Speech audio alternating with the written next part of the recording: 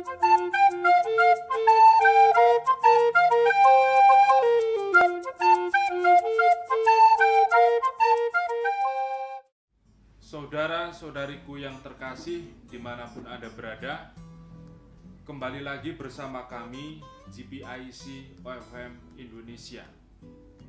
Kali ini kita akan ditemani oleh Frater Rolandsius Lantur OFM. Frater Roland, terima kasih sudah bersedia mengisi acara untuk kami di sesi yang kedua ini. Terima kasih banyak atas kesediaannya. Terima kasih, saudara. Nah, sekali lagi saudara-saudariku yang terkasih, pada sesi yang pertama Frater Roland sudah memberikan penjelasan kepada kita mengenai garis besar teologi politik Johann Baptist Metz. Nah, di sana Frater Roland memberikan uraian yang sangat mencerahkan terkait apa itu teologi politik, kemudian gagasan-gagasan penting dari teologi politik Johann Baptist Metz, kemudian orang-orang yang mempengaruhi pemikiran Johann Baptist Metz, juga latar belakang sosial, latar belakang kultural, budaya, eklesial yang juga mempengaruhi Metz. Bahkan juga Frater Roland kala itu memberikan petunjuk kepada kita kira-kira karya-karya apa saja yang pernah ditulis oleh Metz yang layak kita baca, dan juga riwayat hidupnya, sejarah hidupnya, biografinya. Nah, kali ini kita akan membahas secara khusus, secara spesifik tentang mistik politik sebagaimana digagas, sebagaimana diungkapkan oleh Johann Baptist Metz. Frater Roland, ada beberapa pertanyaan yang ingin kami sampaikan terkait dengan mistik politik Johann Baptist Metz ini. Nah, yang pertama itu mungkin Frater Roland bisa menceritakan kepada kami terkait wajah para kurban sebagaimana dikemukakan, sebagaimana digagas oleh Johann Baptist Metz dalam teologi politiknya. Terima kasih, Wahyu. Yang pertama, kalau kita berbicara tentang teologi politik secara khusus Johann Baptist Metz, maka yang paling mendapat perhatian dalam teologinya itu adalah wajah para korban. Jadi sekali lagi Metz itu sangat menekankan pentingnya mengingat para korban. Nah, kalau kita berbicara tentang para korban atau orang yang mengalami situasi penindasan di masa lalu, maka kita cenderung mengarah pada pertanyaan teodisia. Teodisia itu kan mempertanyakan kemahakuasaan Allah, mempertanyakan kebaikan Allah dengan berhadapan dengan situasi penderita. Metz sekali lagi tidak mau jatuh dalam pertanyaan klasik tentang teodisia. Lalu bagaimana Metz menghadapi kenyataan penderitaan yang terjadi dalam sejarah? Dia menawarkan konsep yang sangat menarik. Dia memberi nama teodisia sensitif. Artinya teodisia yang betul-betul memberikan perhatian, simpati, empati dengan mereka yang menderita. Dan bagi Metz, pengalaman penderitaan para korban itu yang kemudian menjadi refleksi bagi teologi untuk semakin memiliki kepekaan, memiliki simpati atau empati dengan para korban. Jadi dia memulai refleksi teologinya itu dari pengalamannya sendiri di Auschwitz berhadapan dengan fakta adanya para korban yang dia saksikan sendiri. Begitu, saudara. Baik, terima kasih Frater Roland. Selanjutnya, selain wajah para kurban yang diuraikan, yang digagas, yang direfleksikan, yang kemudian juga banyak ditulis oleh Johann Baptist Metz, konsep kunci yang ingin kami ketahui, yang ingin kami dalami, dan Frater Roland bisa memberikan penjelasan kepada kami, yaitu pemikiran Johann Baptist Metz terkait Memoria Passionis. Sebenarnya apa sih itu Memoria Passionis menurut Johann Baptist Metz ini? Terima kasih, Bayu. Memoria Passionis itu terjemahannya dalam bahasa Indonesia ingatan akan penderitaan. Jadi memoria itu ingatan dan passionis itu adalah penderitaan. dia mengambil konsep ini karena dia mau membuat teologi itu tidak boleh melupakan sejarah tentang penderitaan manusia di masa lalu, sehingga bagi dia konsep memoria passionis itu harus selalu ditekankan, selalu ada di dalam teologi, supaya teologi itu tidak abstrak dan melupakan situasi real dalam masyarakat yang ada sekarang, terutama situasi penderitaan yang dialami oleh orang-orang. Begitu Saudara Wahyu pengalaman singkat terkait dengan konsep memoria passionis itu. Oke, terima kasih. Pertanyaan berikut dari kami, Metz kan juga menggagas tentang dimensi mistik politik. Ini istilah yang sangat keren ya, tapi kami belum begitu memahami sebenarnya apa yang dimaksud dengan dimensi mistik politik sebagaimana diulang-ulang oleh Metz dan dipromosikan oleh Metz baik melalui tulisannya dalam bentuk di jurnal maupun dalam buku media. Memang ini konsep yang agak ganjil ya kalau kita memahami atau mencerna dengan baik. Bagaimana mungkin mistik itu bisa disatukan dengan politik? Itu kan suatu hal yang menarik. Seperti ibaratnya air dengan minyak, kalau kita satukan, itu kan dua hal yang tidak bisa disatukan, tetap terpisah. Nah, Metz coba mengambil dua konsep ini untuk menarik perhatian orang bahwa iman itu juga harus berciri sosial. Memang kemudian kita pertanyakan apa yang dia maksudkan dengan mistik di dalam teologinya. Mistik sama sekali tidak berkaitan dengan pengalaman mistik seperti tokoh-tokoh yang kita kenal dalam orang kudus Katolik seperti Yohanes dari Salib atau juga Teresia dari Avila. Mereka itu termasuk dalam tokoh-tokoh mistik. Dan Metz sama sekali tidak membahas pengalaman mistik seperti yang dialami oleh kedua tokoh tersebut. Nah, mistik apa yang kemudian dikenalkan oleh Metz? Mistik yang dikenalkan oleh Metz adalah mistik terkait dengan pengalaman personal akan Allah. Dia mengambil beberapa contoh peristiwa-peristiwa yang ada dalam kitab suci seperti orang Israel yang mengembara di padang gurun dan mengalami situasi kekurangan, keterbatasan, atau juga pengalaman yang dialami oleh Yesus sendiri. Ketika ia di kayu salib, dia kemudian menyerukan seruan yang kita sangat familiar dengan kita. Allahku, Allahku, mengapa engkau meninggalkan aku? Ya, lalu dia kemudian memberikan satu konsep terkait dengan pengalaman fenomena kisah-kisah yang ada dalam kitab suci dengan konsep yang sangat penting, namanya suffering unto God. Artinya kita mengeluh terkait dengan situasi penderitaan yang kita alami sekarang, tapi kita tidak menemukan jawaban. Nah, apakah kemudian Metz berhenti di situ? Dia kemudian melanjutkan refleksinya itu dengan memberi suatu konsep baru ya terkait dengan mistik, namanya mysticism of open the eyes. Artinya mistisisme membuka mata. Dia coba membangun sebuah konsep baru, bagaimana beriman dengan mata terbuka. Dia melihat bahwa di dalam kitab suci itu, dalam kisah-kisah, kita tidak pernah ditawarkan sebuah mistik mata tertutup, tetapi sebaliknya menawarkan mistik mata terbuka. Artinya kita selalu dituntut untuk terbuka melihat kenyataan sosial yang ada dalam masyarakat. Tentu ini didasarkan pada kisah-kisah dalam kitab suci ya. Dan yang paling mendasar itu adalah ingatan akan penderitaan, sengsara dan kebangkitan Kristus. Tetapi di samping basis yang paling utama ini ada kisah-kisah yang menarik dalam kitab suci. Kita bisa temukan kisah orang Samaria yang baik hati. Dia melihat bahwa dalam kisah itu orang Samaria itu langsung tergerak hatinya melihat penderitaan. Artinya dia tidak pernah berpikir panjang, tidak pernah mempertimbangkan banyak hal, tapi segera membantu ketika dia melihat orang itu merasa kesakitan, mengalami penderitaan, dan kemudian dibantu.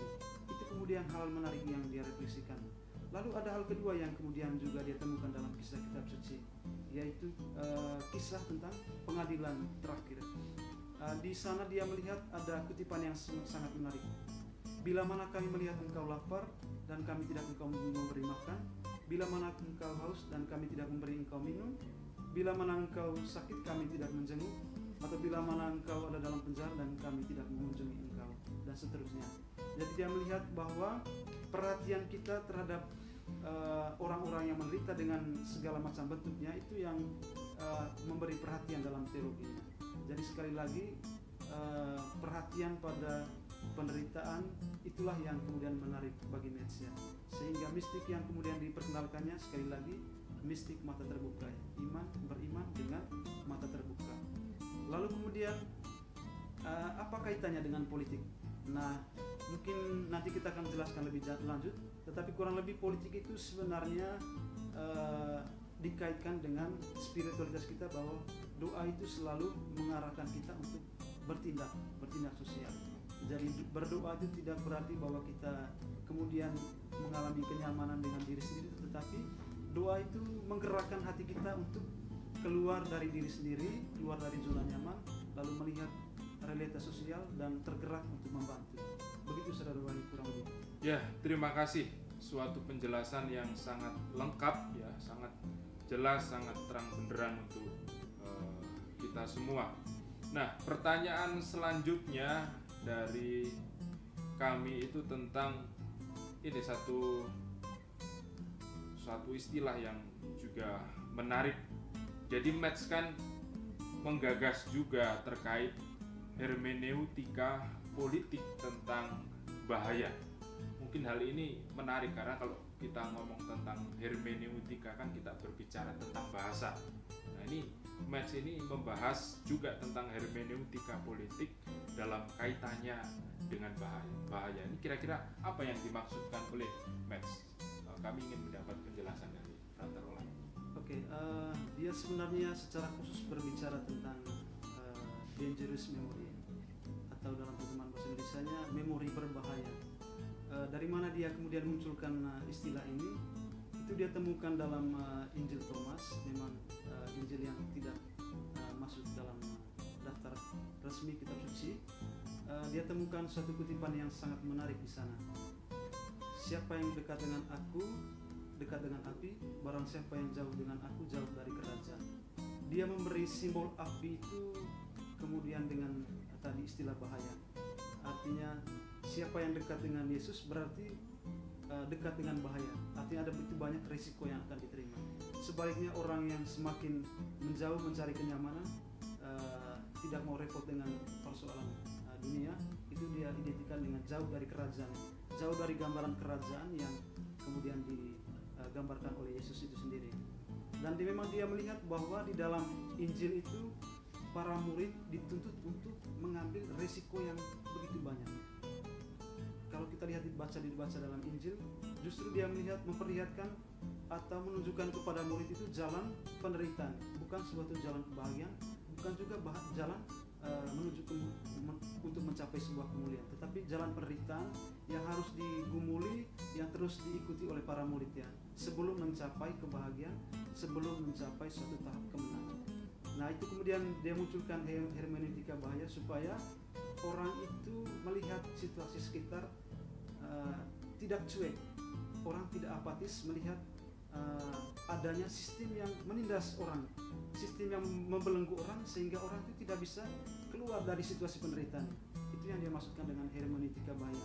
Justru bahayanya kalau kita justru membiarkan sistem itu tetap ada, sistem penindasan, sistem yang membelenggu rakyat atau orang-orang yang tertindas. Itu yang dimaksudkan dengan hermeneutika bahaya. Baik, terima kasih Frater Roland. Pertanyaan selanjutnya dari kami ini cukup panjang nih pertanyaannya. Metz kan membahas, mengemukakan gagasan mengenai penderitaan kurban dalam kategori memori, itu yang pertama. Yang kedua narasi, dan yang terakhir atau yang ketiga itu solidaritas. Nah, berangkat dari sini kami meminta kepada Frater Roland untuk mempertegas kira-kira apa sih yang dimaksud oleh Metz itu dengan penderitaan kurban dalam kategori memori, kategori narasi, kategori solidaritas, sehingga memperkaya pemahaman kami terkait teologi politik Johann Baptist Metz. Silakan. Metz memang memperkenalkan 3 kategori ini. 2 kategori pertama tadi dia masukkan dalam mistik, lalu yang ketiga itu dia masukkan dalam dimensi politik. Jadi memori dan narasi itu masuk dalam kategori mistik, sementara kategori solidaritas tadi itu masuk dalam dimensi politik dari iman Kristen. Menarik bahwa dia membahas satu persatu dari kategori ini. Yang pertama itu kategori memori. Dia melihat bahwa memori ini harus terus dirawat di dalam iman Kristiani, dan memang dilihat bahwa di dalam Injil juga, di dalam kitab suci, dia lihat itu sebenarnya adalah satu cara untuk menghidupkan memori kita ya. Karena itu ada dua kategori yang kedua tadi, narasi, untuk membantu kita mengingat masa lalu, sejarah masa lalu. Jadi kita tidak boleh melupakan kejadian-kejadian atau peristiwa-peristiwa masa lalu. Karena itu dua kategori ini, memori dan narasi itu saling bertautan ya. Di mana narasi itu membantu kita untuk mengingat peristiwa-peristiwa atau kejadian-kejadian masa lalu ya. Menarasikan kembali peristiwa masa lalu supaya kita itu tidak lupa dengan peristiwa kelam masa lalu, dan dia secara khusus berbicara tentang peristiwa penderitaan masa lalu.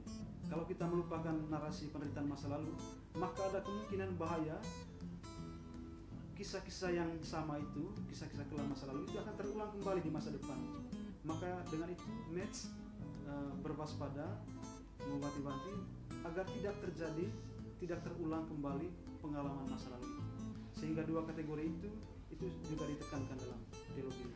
Kemudian terkait dengan kategori terakhir, itu merupakan suatu implikasi dari dua kategori tadi. Jadi solidaritas itu menjadi semakin nyata ketika kita mampu mengingat pengalaman penderitaan orang lainnya. Ketika kita selalu mengenang penderitaan orang lain dengan bantuan narasi dan memori tadi, kita akan sampai pada tindakan praktis di mana kita akan bersolidaritas dengan orang yang mengalami penderitaan yang ada di hadapan mata kita, yang mungkin juga akan terjadi di masa depan. Selalu mewaspadai itu semua dengan tindakan solidaritas, tidak membiarkan orang terus larut dalam pengalaman penderitaan. Begitu saudara. Terima kasih. Pertanyaan selanjutnya dari kami, Metz itu kan juga mengajak banyak orang untuk bersikap peka terhadap penderitaan orang lain, dan dalam rumusan yang lebih baku dikatakan sensitivitas terhadap penderitaan orang lain. Kira-kira bagaimana yang dimaksud dengan hal ini oleh Johann Baptist Metz dalam teologi politiknya? Poin pokok dari teologi politik Metz, terutama implikasinya itu adalah sensitivitas. Dia sekali lagi sangat menekankan pencegahan terkait dengan privasitas iman itu. Iman yang hanya menjadi urusan personal lalu lupa pada persoalan sosial. Karena itu dia menekankan implikasi yang sangat menurut saya penting, terutama dalam penghayatan iman orang modern, yakni sensitivitas terhadap penderitaan orang lain. Jadi ketika kita melihat adanya situasi penderitaan yang terjadi di sekitar kita dimanapun, kita itu tergerak hati untuk membantu ya. Bukan malah sebaliknya apatis atau cuek dengan pengalaman orang lain, tetapi sebaliknya selalu tergerak hati. Begitu kita melihat kenyataan penderitaan atau juga mendengar berita-berita tentang penderitaan atau ketidakadilan yang dialami, kita selalu tergerak hati. Itu yang dimaksudkan oleh Metz dengan sensitivitas. Selalu sensitif dengan penderitaan orang lain, tidak apatis. Jadi harus selalu tergerak hati untuk membantu. Dia mengambil kutipan yang sangat menarik dari kitab suci. Apa yang kamu lakukan bagi saudaraku yang paling hina ini, itu kamu lakukan untuk aku. Jadi pengalaman orang yang dipinggirkan, yang dikucilkan, ditelantarkan, diabaikan, itu harus diangkat untuk membantu kita menyadari bahwa inilah yang kita harus layani, selalu diperhatikan di dalam hidup kita. Begitu saja. Ya, terima kasih Frater Roland. Tadi kami juga sempat mendengar dan juga di sesi bagian pertama di live streaming ini terkait dengan doa dan implikasi sosial. Mungkin bisa dipertegas lagi, mungkin ada kaitan ya antara doa dan implikasi sosial sebagaimana dikemukakan oleh Johann Baptist Metz. Doa itu tidak dimaksudkan bahwa kita hanya berhenti pada lantunan pujian, menyembah Tuhan dengan lagu-lagu yang meriah atau perayaan-perayaan yang kita buat, lalu kita kemudian kemudian tidak sampai pada suatu tindakan praktis, suatu tindakan konkret dalam kehidupan sehari-hari. Disinilah yang kemudian ditekankan Metz, di mana ada kesenjangan antara pengalaman spiritual dengan kehidupan konkret atau kehidupan nyata. Dan bagi Metz, doa itu semestinya menggerakkan kita untuk terlibat di dalam dunia, melakukan tindakan-tindakan konkret untuk menyelesaikan masalah-masalah sosial. Dan secara khusus bagi Metz, doa itu harus menjadi sumber kekuatan, menjadi sumber inspirasi untuk melawan sistem-sistem yang menindas, untuk memperbaiki persoalan-persoalan sosial, struktur-struktur yang membelenggu orang-orang yang tertindas dan diabaikan dalam masyarakat. Demikian. Ya, terima kasih Frater Roland yang sudah memberikan penjelasan terkait doa dan implikasi sosial sebagaimana dikemukakan oleh Johann Baptist Metz. Selanjutnya kami juga ingin mendapatkan penjelasan dari istilah pemikiran yang dikemukakan oleh Johann Baptist Metz mengenai universalitas otoritas subjek yang menderita. Itu kira-kira bagaimana? Oke, maksud dari poin ini adalah bahwa penderitaan, rasa kemanusiaan itu harus ditempatkan pada posisi yang paling teratas bagi Metz, sehingga dia mempertimbangkan konsep ini di dalam politik. Dia mempertimbangkan secara khusus terutama dalam menyelesaikan masalah-masalah atau persoalan kemanusiaan yang terjadi dalam setiap negara, di mana dia melihat bahwa ada begitu banyak orang yang diabaikan, terlantar, tidak diperhatikan, dan menurut dia ini merupakan suatu tanggung jawab dari otoritas negara untuk menyelesaikannya. Bagaimana negara itu memberi perhatian yang sangat serius terhadap masalah kemanusiaan, terutama mereka yang menderita, mengalami penindasan, ketidakadilan, diabaikan di dalam negara. Dan secara khusus dia menawarkan bagaimana konflik-konflik yang terjadi dalam negara, misalnya pertikaian atau konflik karena etnis atau perbedaan agama, perbedaan suku dan sebagainya. Dia coba memberi pertimbangan bagaimana perdamaian itu bisa terjalin, bisa terwujud kalau seandainya masing-masing orang itu menghayati apa yang digagas itu konsep memoria passionis. Artinya masing-masing suku menekankan pentingnya memoria passionis, ingat akan penderitaan, bukan hanya penderitaan kelompoknya sendiri, sukunya sendiri, bangsanya sendiri, tetapi mengingat penderitaan bangsa yang lain, orang lain, suku yang berbeda dengan kita. Demikian juga dalam gerakan ekumenisme, hal yang sama juga ditekankan bagaimana rasa kemanusiaan itu ditempatkan menjadi prioritas supaya orang itu memberi perhatian pada masalah sosial, persoalan-persoalan kemanusiaan. Dengan demikian, kalau kita punya komitmen bersama untuk menyelesaikan itu, maka bagi Metz tidak ada lagi yang mengalami situasi penderitaan atau ketidakadilan dalam dunia. Baik, terima kasih Frater Roland. Selanjutnya kami juga ingin mendapat suatu penegasan terkait memori penderitaan, memoria passionis yang digagas oleh Metz. Memang sebelumnya sudah dikemukakan, tetapi baik untuk dipertegas lagi. Dan yang berikutnya itu ini terkait teologi dan gereja, bagaimana gereja itu menghidupkan memori berbahaya, bagaimana gereja itu peka terhadap persoalan sosial, peka terhadap penderitaan umat manusia, dan diharapkan kemudian terjadi suatu reformasi atau suatu perubahan sebagaimana digagas oleh Johann Baptist Metz. Silakan. Baik, konsep memoria yang dimaksudkan Metz ini sebenarnya tidak dimaksudkan untuk nostalgia, artinya mengenang masa lalu kemudian kita terhanyut dalam nostalgia. Tetapi sebaliknya, memori yang dimaksudkan oleh Metz di sini adalah membantu kita untuk senantiasa terus mewaspadai pengalaman-pengalaman atau peristiwa ketidakadilan, struktur yang membelenggu kita sehingga kita terus mengalami keterpurukan, mengalami penderitaan, atau juga semakin banyak orang justru diabaikan atau ditelantarkan. Itu yang diwaspadai oleh Metz dengan konsep memoria. Karena itu juga di dalam gereja bagi Metz hal ini juga penting untuk menghidupi Memoria Passionis, supaya gereja juga punya tanggung jawab untuk menyelamatkan mereka yang selalu berada dalam bahaya penderitaan atau bahaya ketidakadilan. Inilah yang kemudian menjadi tugas gereja untuk mengembangkan misi kemanusiaan ini. Bagi Metz, gereja juga punya tuntutan yang sangat besar dalam melaksanakan ini. Karena itu konsep memori ini harus selalu ditekankan supaya sampai pada tindakan emansipasi. Bagaimana mereka memberdayakan orang-orang yang ditelantarkan, orang-orang yang tidak bisa melakukan apa-apa atau keluar dari penderitaannya. Itu merupakan juga tugas gereja. Atau juga gereja kritis dengan sistem-sistem yang menindas.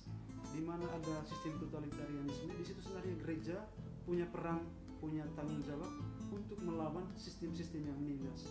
Atau juga melihat ada struktur dalam masyarakat yang terus membelenggu orang-orang kecil atau juga orang-orang yang tidak berdaya. Disitulah gereja hadir untuk melakukan sebuah reformasi. Jadi sekali lagi gereja dalam hal ini bukan untuk membangun sebuah kekacauan atau juga melahirkan sebuah revolusi, tetapi reformasi yang sungguh-sungguh membantu orang-orang yang diabaikan, ditelantarkan dalam masyarakat, dijangkau sehingga mereka itu bisa selamat, bisa keluar dari pengalaman penderitaan. Itu kurang lebih yang dimaksudkan oleh Metz. Baik, terima kasih Frater Roland. Sebelum kita masuk ke relevansi dari pemikiran teologi politik Johann Baptist Metz, Frater Roland bisa menjelaskan kepada kami pernyataan Metz, gagasan Metz, pemikiran Metz mengenai beriman dengan mata terbuka dalam tanda kutip dan teologi fundamental praktis. Kira-kira seperti apa? Oke, dua hal ini memang sebenarnya sangat berkaitan. Yang pertama itu memang teologi yang digagas oleh Metz adalah teologi fundamental praktis. Artinya dia berangkat dari pengalaman konkret, situasi nyata yang terjadi dalam masyarakat. Dia sangat menolak pendekatan teologi yang terlalu abstrak, idealis, lalu tidak bisa menjawab pengalaman konkret yang ada dalam masyarakat. Sekali lagi ini yang kemudian dia gagas dan selalu diusahakan dikembangkan dari dalam teologinya. Dan karena itu apa yang diperkenalkan oleh Metz adalah sebuah mistisisme yang menurut saya sangat menarik, yakni mistisisme mata terbuka. Artinya orang terbuka hatinya untuk melihat situasi, kenyataan, fenomena yang ada di dalam masyarakat. Orang tidak tertutup melihat kenyataan, tetapi senantiasa terbuka hati, terbuka matanya untuk selalu mengamati kenyataan atau fenomena persoalan dunia. Dan karena itu selalu mengajak orang untuk selalu melakukan tindakan konkret, tindakan praktis, bukan hanya berpikir yang muluk-muluk, yang idealis atau abstrak, tetapi sebaliknya mengajak orang untuk berbuat sesuatu, apa yang saya lakukan supaya orang ini bisa selamat dari pengalaman penderitaan atau bisa bebas dari situasi ketidakadilan. Kurang lebih seperti itu. Terima kasih Frater Roland. Nah, ini poin yang terakhir terkait dengan relevansi. Ada 3 hal yang ingin kami perdalam terkait relevansi dari teologi politik sebagaimana dikemukakan oleh Johann Baptist Metz. Yang pertama itu teologi politik sebagai teologi yang bersifat kritis. Kemudian yang kedua, Memoria Passionis dan upaya transformasi, upaya perubahan. Dan yang terakhir atau yang ketiga, teologi politik sebagai teologi solidaritas. Frater Roland bisa menjabarkannya satu persatu terkait dengan relevansi teologi politik Johann Baptist Metz ini. Silakan. Baik, poin-poin ini tadi sebenarnya sudah diuraikan sebelumnya, tapi saya hanya menggarisbawahi. Yang pertama, teologi politik itu sebagai teologi kritis. Artinya apa? Bahwa teologi itu tidak apatis dan bersikap membiarkan ya masalah-masalah sosial itu terus terjadi, tetapi selalu kritis untuk melihat fenomena kenapa adanya tindakan kekerasan, kenapa adanya ketidakadilan di dalam dunia.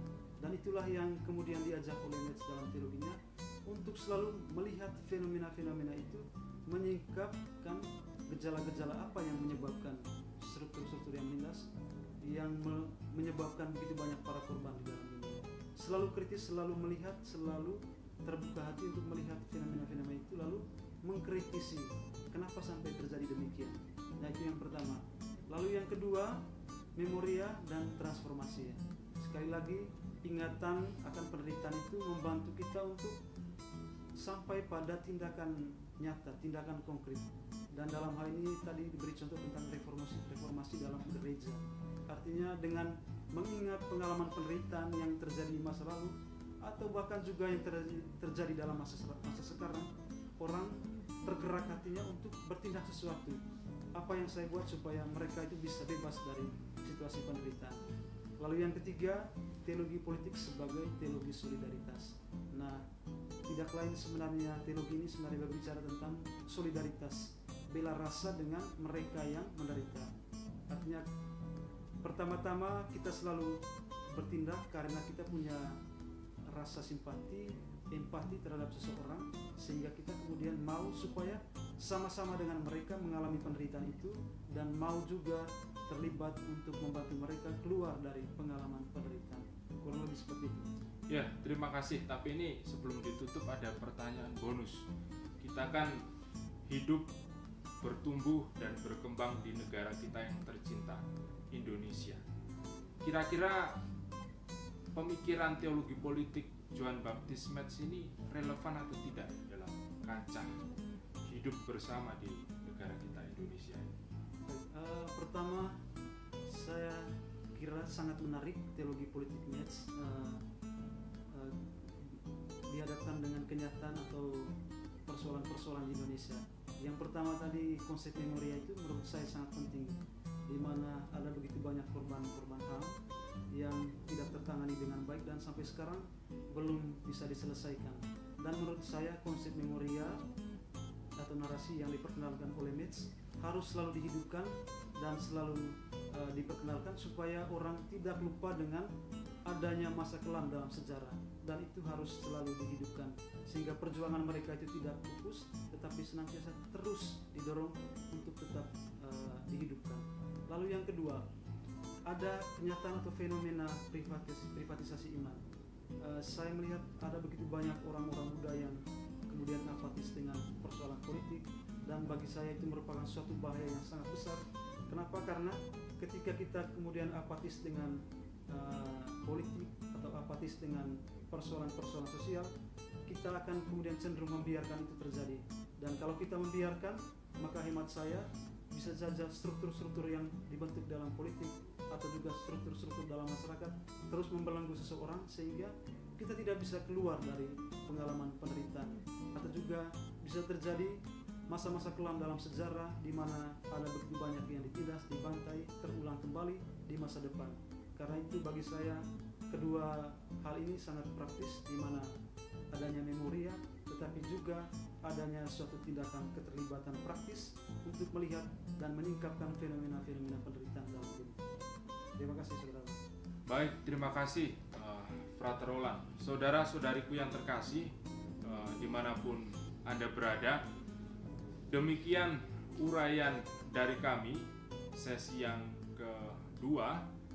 Kalau yang belum nonton sesi yang pertama bisa dilihat di channel GBI COFM Indonesia. Sekali lagi terima kasih kepada Frater Roland yang sudah bersedia memberikan materi 2 kali di GBI COFM Indonesia terkait teologi politik Johann Baptist Metz. Saudara-saudariku sekalian, demikian uraian dari kami. Nantikan pembahasan selanjutnya, tema-tema selanjutnya di channel kami GBI COFM Indonesia. Salam persaudaraan dan selamat untuk terus-menerus menghidupi nilai-nilai keadilan, perdamaian dan keutuhan ciptaan. Terima kasih. Salam persaudaraan.